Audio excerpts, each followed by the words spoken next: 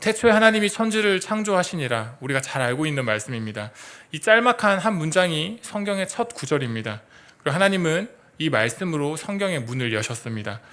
마가복음 1장 1절은 하나님의 아들 예수 그리스도의 복음의 시작이라, 이렇게 시작을 합니다.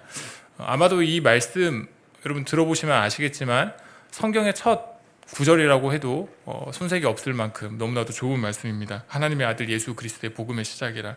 그러나 하나님은 이런 말씀으로 성경의 문을 여신 것이 아니라 우리가 오늘 함께 읽었던 창세기 1장 1절 말씀으로 성경을 시작하시면서 이 세상이 존재하기 전부터 하나님이 존재하셨음을 우리에게 선언하시고 하나님의 영원하심을 우리에게 알려주셨습니다.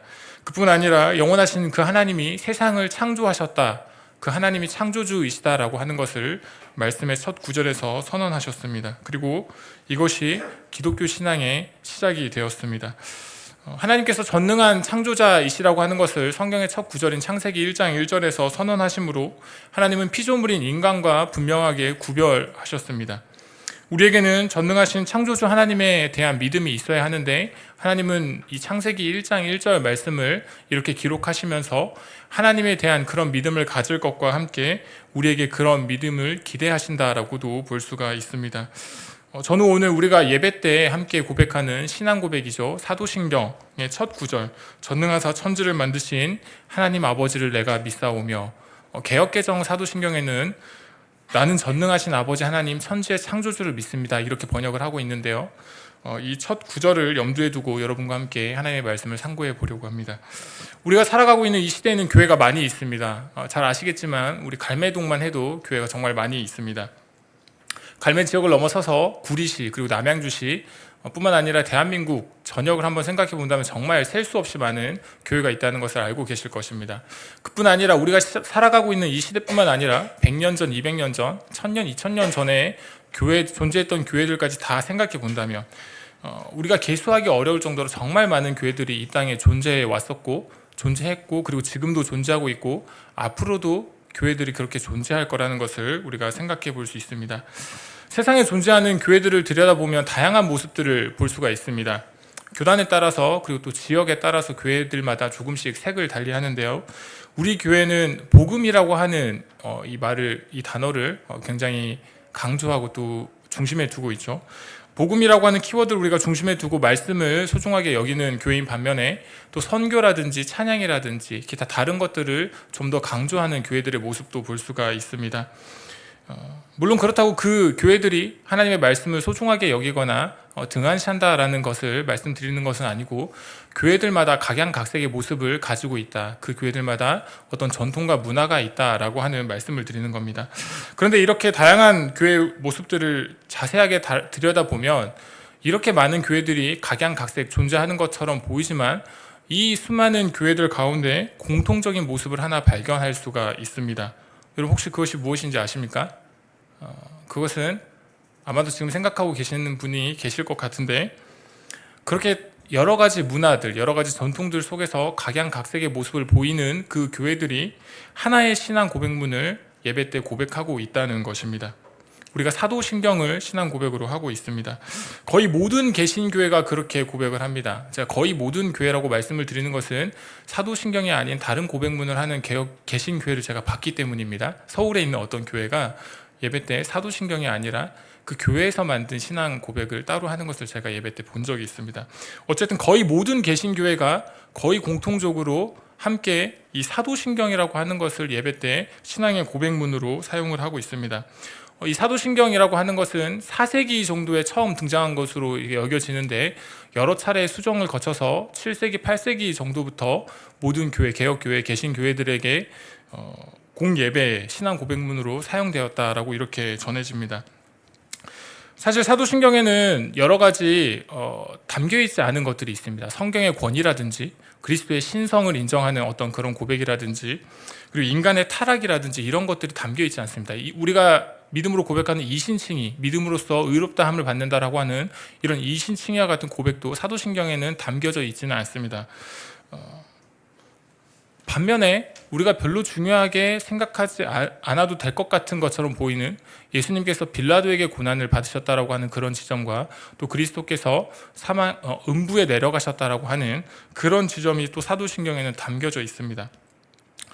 이런 것들 때문에 어떤 사람들은 사도신경이 기독교 전통의 교리로서 역할을 하지 못한다라고 주장을 하면서 사도신경의 권위를 약화시키려고 하는 사람들도 있기는 있습니다만, 그럼에도 불구하고 사도신경에는 타협할 수 없는 기독교의 진리들이 고스란히 담겨있기 때문에 우리에게 이 사도신경의 신앙 고백문은 정말 중요한 것이고 또 가치롭게 여겨야 할 것입니다. 한 30초 정도면 아마 암송을 할 수 있는 고백문입니다. 사도신경. 이렇게 짧은, 그리 길지 않은 이 사도신경이 얼마나 정교하고 또 우리에게 얼마나 필요한 것인지 우리가 다시 한번 좀 되새겨보는 시간이 될 수 있으면 좋겠습니다. 역사를 연구하는 사람들을 역사가라고 말을 합니다. 그런 것처럼 기독교 역사를 연구하는 사람들을, 기독교 교리의 역사를 연구하는 사람들을 교리사가라고 부릅니다. 저명한 교리사가 중에 한 사람이신 필립 샤프라고 하는 분이 계시는데요.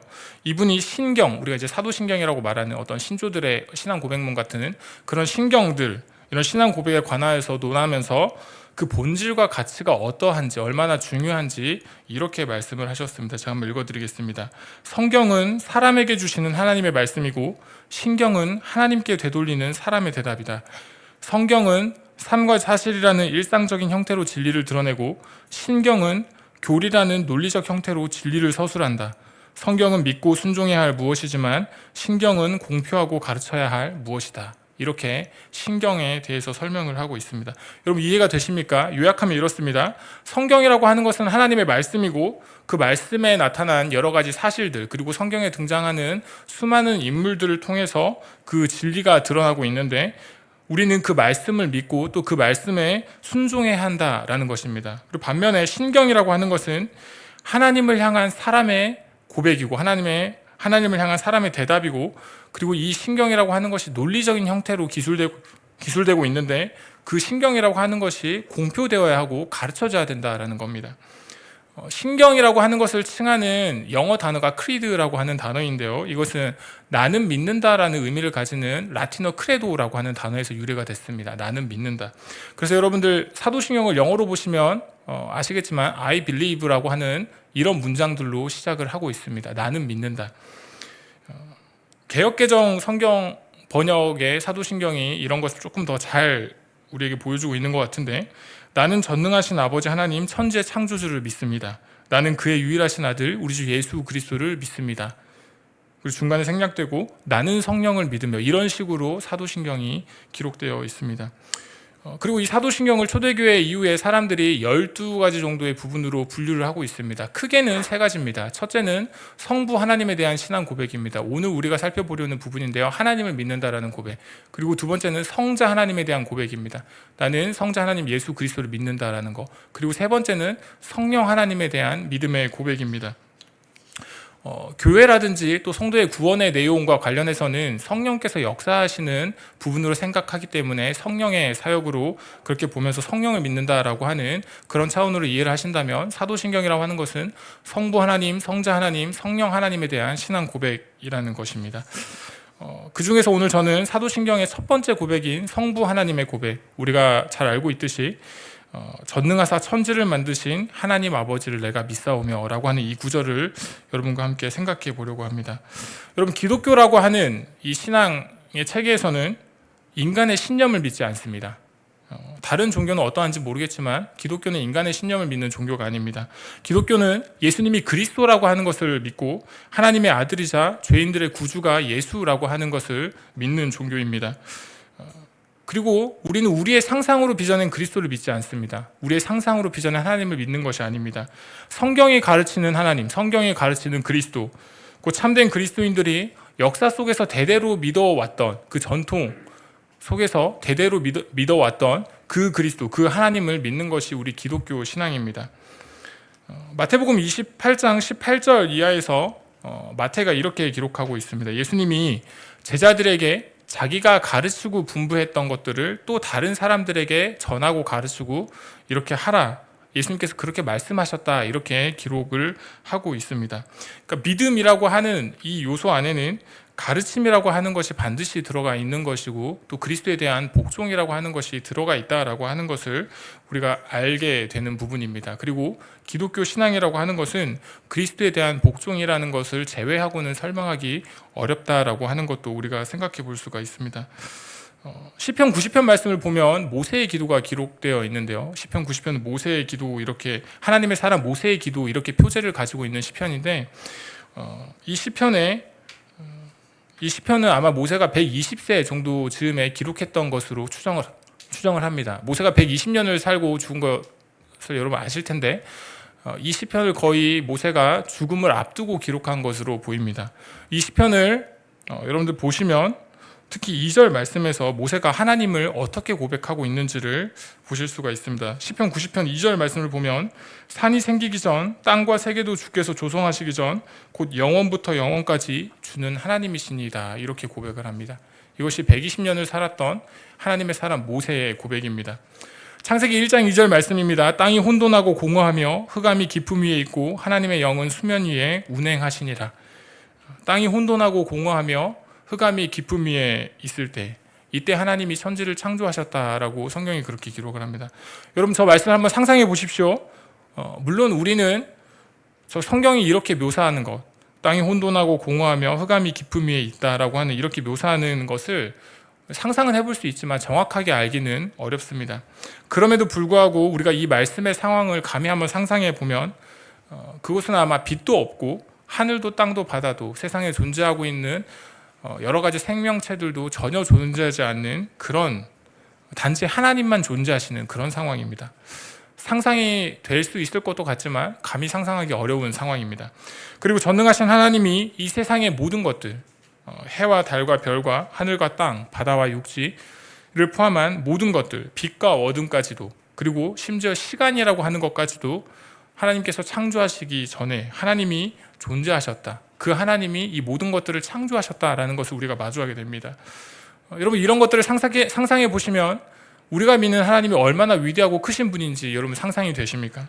그분이 얼마나 크신지 얼마나 위대한지 느끼실 수가 있으시겠습니까? 우리가 잘 알고 있듯이 사도신경은 전능하사 천지를 만드신 하나님 아버지에 대한 고백으로 시작을 합니다. 성경이 태초에 하나님이 천지를 창조하시니라 이렇게 시작하는 것처럼 사도신경 역시 전능하사 천지를 만드신 하나님 아버지에 대한 이런 신앙의 고백으로 시작을 합니다. 히브리서 11장 3절 말씀은 믿음으로 모든 세계가 하나님의 말씀으로 지어진 줄을 알게 된다라고 그렇게 고백을 합니다. 요한복음 1장 3절의 말씀은 만물이 그로 말미암아 지은 바 되었으니 지은 것이 하나도 그가 없이는 된 것이 없느니라 라고 선언하고 있고 히브리서 1장 2절에서는 이 모든 날 마지막에는 아들을 통하여 우리에게 말씀하셨으니 이 아들을 만유의 상속자로 세우시고 또 그로 말미암아 모든 세계를 지으셨느니라 이렇게 기록하고 있습니다. 그럼 천지를 만드신 하나님은 스스로 존재하셨던 하나님이십니다. 그리고 그 하나님은 무한하신 분이십니다. 우리가 그 하나님의 시작을 어떻게 말할 수 있고 어떻게 생각해 볼 수가 있겠습니까? 그 하나님은 시간적으로 생각해 봤을 때는 영원하신 분입니다. 이런 표현이 인간의 표현으로서는 한계인 것 같습니다. 시간적으로 표현할 때 하나님은 영원하신 분이십니다. 그리고 공간적으로 하나님은 무변하십니다. 이 무변이라고 하는 것은 끝이 없다라는 겁니다. 하나님 그런 분이십니다. 다시 말해서 하나님은 계시지 않은 때가 없으셨고 계시지 않은 곳이 없으신 분이라는 겁니다. 하나님은 완전하실 뿐만 아니라 스스로 충족시키실 수 있는 완전하신 분이십니다. 부족함도 없으시고 그렇다고 남음도 없으십니다. 채워짐도 나눠짐도 없는 분이 우리 하나님이십니다. 그리고 그 하나님은 절대 의로우신 분이시고 절대 선한 분이시고 그리고 그 하나님은 절대 거룩하신 분이십니다. 이것이 우리가 성경을 통해서 계시하시는 그 하나님입니다. 우리가 알 수 있는 하나님이시죠. 모든 것을 아시는 하나님이라고 우리가 고백하게 되는데 이 모든 것을 아시는 하나님은 전능하신 하나님이십니다. 그럼 사도신경은 하나님을 전능하신 하나님으로 고백하는 것으로 시작을 합니다. 전능하사 천지를 만드신 하나님 아버지를 믿는다. 이때 전능하다라고 하는 것은 단지 우리가 언어적으로 이해하는 그 전능만 포함하는 것이 아니라 하나님의 여러 가지 속성들, 그분의 전능하심 뿐만 아니라 전지하심, 모든 것을 아는 것이죠. 전지하심, 그리고 자존하심, 스스로 계시는 것, 불변하심, 영원하심, 이런 모든 것들을 포함하는 단어로 여러분들이 이해를 하셔야 됩니다. 이것이 하나님의 전능하심을 설명하고 있는 것입니다.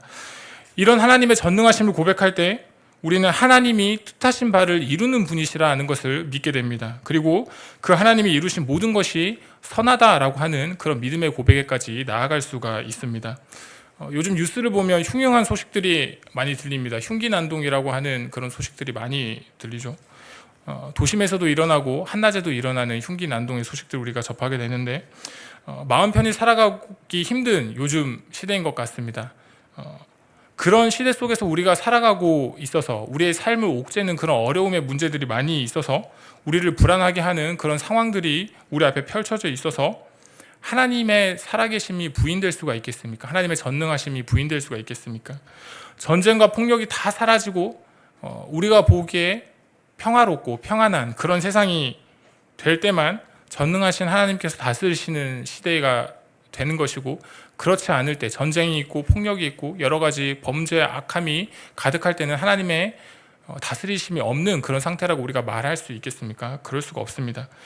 하나님은 악을 만드신 분은 아니시지만 하나님은 악을 허용하시는 분이십니다. 여러분들 이게 이해되실지 모르겠지만 하나님은 이 세상에 존재하는 악을 허용하시는 분이십니다. 우리가 욥기서 말씀을 통해서 많이 보고 이해할 수가 있습니다. 때때로 하나님은 이 세상에서 악을 허용하십니다. 하나님이 세상에 존재하는 악을 다스리지 못해서 악이 허용되는 것이 아니라 하나님 충분히 악을 다스리실 수 있고 악을 없애버리실 수 있는 전능하신 하나님이심에도 불구하고 모든 일이 하나님의 섭리 안에 있기 때문에 때로는 하나님이 그 악을 허용하시기도 합니다. 하나님이 세상에 존재하는 악을 다스리지 못하는 분이 아니라는 것, 하나님 그 악까지도 다스리실 수 있는 분이라고 하는 사실, 그분의 섭리 아래서 이 세상의 모든 것들이 이루어져 가고 있다라고 하는 것을 믿음으로 고백하는 것이 우리의 신앙이어야 합니다. 그것이 사도신경의 첫 번째 신앙 고백, 전능하신 창조주 하나님을 믿는다라고 하는 고백입니다. 하나님은 홍해를 가르셨습니다. 그리고 애굽에 10가지 재앙을 내리시기도 했습니다. 광야에 이스라엘 백성들이 물을 마시고 싶다 할 때 반석에서 물을 내셨습니다. 낮에는 구름 기둥과 밤에는 불 기둥으로 40년이라고 하는 시간을 이스라엘 백성을 인도하셨습니다. 그들이 배고프다고 하나님께 불평할 때 만나와 메추라기를 허락해 주셨습니다. 이것이 하나님이십니다. 아이를 낳기에는 죽은 자를 방불했던 사라를 여러분 기억하십니까? 사라 나이 89세일 때 여호와 하나님께서 찾아가셔서 이삭을 잉태하게 하셨습니다. 인간으로서는 감히 상상하기 어려운 일입니다. 아브라함의 나이 99세, 사라의 나이가 89세 때입니다. 그리고 1년이 지나서 아브라함 100세 때 이삭을 낳게 됩니다. 창세기 17장 1절 2절입니다. 아브라함이 99세 때 여호와께서 아브라함에게 나타나서 그에게 이르시되 나는 전능한 하나님이라. 너는 내 앞에서 행하여 완전하라. 내가 내 언약을 나와 너 사이에 두어 너를 크게 번성하게 하리라 하시니, 여호와 하나님께서는 당신의 전능하심을 아브라함과 사라에게 보이시면서 하나님이 어떤 분이신지를 그들에게 알게 하셨습니다. 그리고 이것을 성경에 기록해 두시면서 그 하나님이 우리에게도 하나님의 전능하심을 알게 하시는 겁니다. 하나님은 동정녀 마리아에게, 남자를 알지 못하였던 처녀 마리아에게 예수라고 하는 하나님의 아들을 잉태하게 하셨습니다. 과학으로 설명할 수 없고 인간의 이성으로는 납득이 안 되는 부분입니다. 그러나 하나님이 그렇게 하셨습니다. 그 이후에 마리아가 이렇게 고백합니다. 대저 하나님의 모든 말씀은 능하지 못하심이 없느니라. 누가복음 1장 37절 말씀입니다. 하나님의 뜻이 있다면 모세의 지팡이가 뱀이 됩니다. 하나님의 뜻이 있다면 아론의 지팡이에 싹이 나고 거기에 열매가 맺힙니다. 하나님의 엘리야의 기도에 응답을 하셨습니다. 불을 내리시기도 했고 비를 내리시기도 했습니다. 나아만 장군이 문둥병에 걸렸을 때 요단에 들어가서 하나님이 나아만을 낫게 하셨습니다. 전능하신 하나님은 몸뿐만 아니라 우리 육신의 몸뿐만 아니라 영혼도 살리고 죽이시는 그런 분이십니다. 마태복음 10장 28절입니다. 몸은 죽여도 영혼은 능히 죽이지 못하는 자들을 두려워하지 말고 오직 몸과 영혼을 능히 지옥에 멸하실 수 있는 이를 두려워하라. 그래, 그 전능하신 하나님이 우리 가운데 오셨습니다. 말씀이신 하나님이십니다. 말씀이신 하나님, 하나님의 독생자 예수 그리스도께서 이 땅에 오셨습니다. 우리 가운데 오셨습니다. 처녀가 잉태하여 아기를 낳으니 임마누엘이라 이렇게 칭함을 받았습니다. 임마누엘의 뜻은 하나님이 우리와 함께 계시다입니다. 하나님이 우리와 함께 계시며 그 하나님이 우리 속에 사시는, 여러분 각자 속에 살아계시는 그 그리스도 하나님, 예수 그리스도 성자 하나님과 같은 삼위 하나님이십니다. 여러분, 기독교의 하나님, 우리가 믿는 하나님은 평범한 하나님이 아닙니다. 다른 종교에서 설명하고 이야기하는 그런 신들과 비교할 수 있는 그런 신이 아니십니다. 그분은 전능하신 하나님이시고 전능하신 우리의 아버지가 되시는 분입니다. 무엇이든지 할 수 있으시고 무엇이든지 이루실 수 있으시며 세상에 존재하는 모든 권세를 소유하시는 분이시고 말씀으로 만물을 창조하셨을 뿐만 아니라 창조하신 그것들을 여전히 다스리시는 분이십니다. 그 하나님이 우리가 믿는 하나님입니다. 욥기를 보시면 여러분, 성경은 욥을 의인이라고 설명을 합니다. 동방사람 욥을 의인이라고 설명을 하고, 욥이 스스로를 의롭다고 여기는 것을 욥기에서 여러분들 보실 수가 있습니다. 32장 정도를 보시면 욥이 자기가 어떤 사람인지를 이야기를 합니다. 자기는 의롭고 악행을 하지 않았고, 그래서 자기가 받는 이 고난이 이해가 되지 않는다라는 식으로 이야기를 하는데, 그 이후에 엘리후가 이런 이야기를 합니다. 여러 가지 이야기들을 굉장히 길게 하고 있는데요. 33장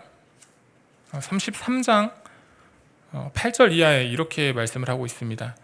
제가 한번 읽어드리겠습니다. 33장, 욥기 33장 8절 이하입니다. 그대는 실로 내가 듣는 데서 말하였고 나는 그대의 말소리를 들었느니라. 이르기를 나는 깨끗하여 악인이 아니며 순전하고 불의도 없거늘. 이게 지금 욥이 했던 이야기입니다. 나는 깨끗하여 악인이 아니며 순전하고 불의도 없거늘 참으로 하나님이 나에게서 잘못을 찾으시며 나를 자기의 원수로 여기사 내 발을 착고에 채우시고 나의 모든 길을 감시하신다 하였느니라.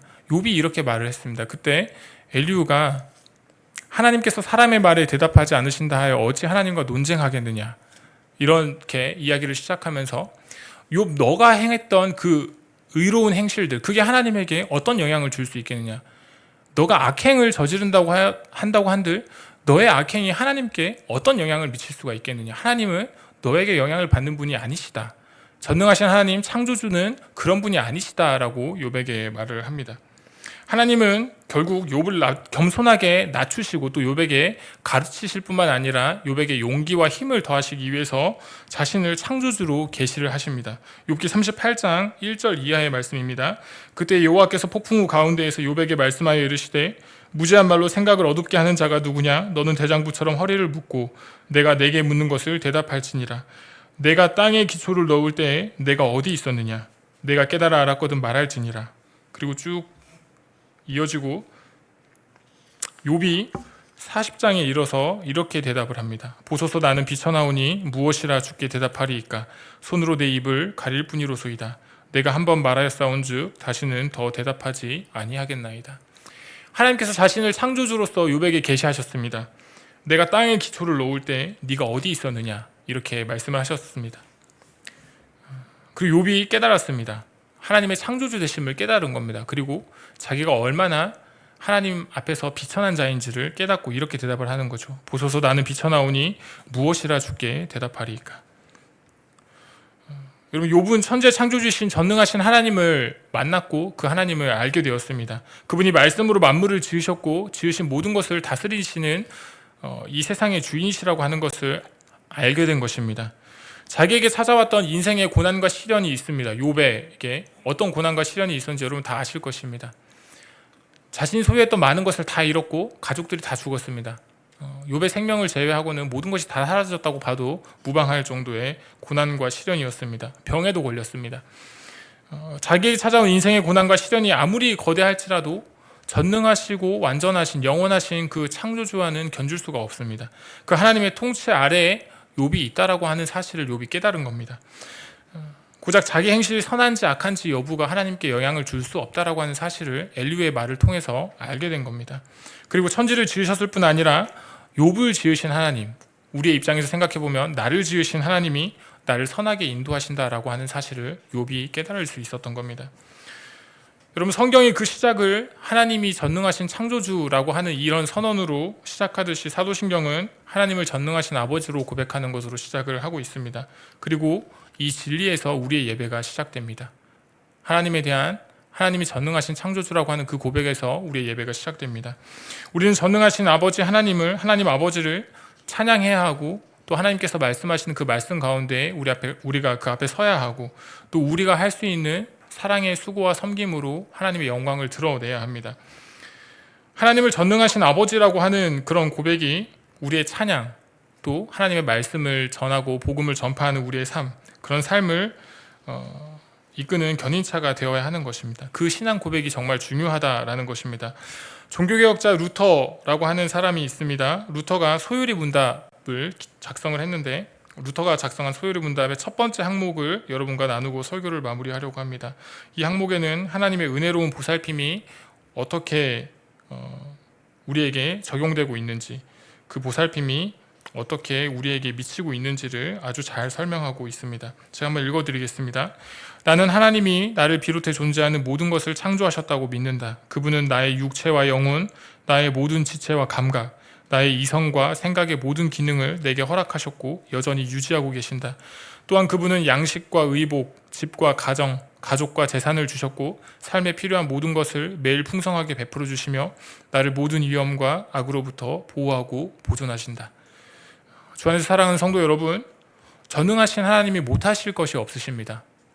천지를 창조하신 그분이 못하실 일이 없습니다. 우리 인생에 찾아오는 여러 가지 어려움이 있다면, 여러분이 그 어려움을 마주하고 계시다면, 혹은 마주하셨다면, 그것은 우리를 하나님께서 믿음의 사람으로 더 견실하게 세워가기 위한 인생의 채찍과 같은 것입니다. 여러분, 그것을 믿으셔야 합니다. 아들을 십자가에서 죽이면서까지 우리를 사랑하신 하나님이 우리를 못되게 하실 리가 없습니다.